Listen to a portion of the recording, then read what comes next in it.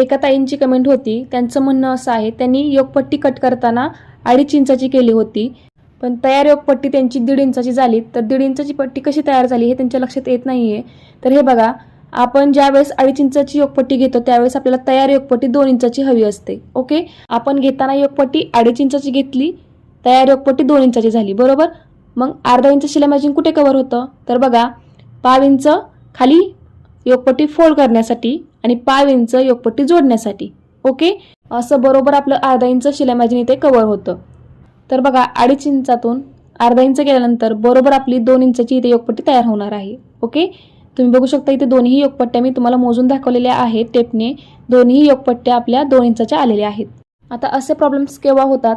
ज्यावेळेस आपण मार्जिन एकसारखं पकडत नाही. आपल्याला जेव्हा 5 इंचावरती टीप मारायची असते त्यावेळेस आपण अर्ध्या इंचावरती टीप मारतो आणि असे प्रॉब्लेम्स क्रिएट होतात. ओके, आय होप तुम्हाला आजचा व्हिडिओ आवडला असेल. व्हिडिओ आवडला असेल तर व्हिडिओला लाईक करा, शेअर करा आणि अशाच इन्फॉर्मेटिव्ह व्हिडिओसाठी आपल्या चॅनलला नक्की सबस्क्राईब करून ठेवा.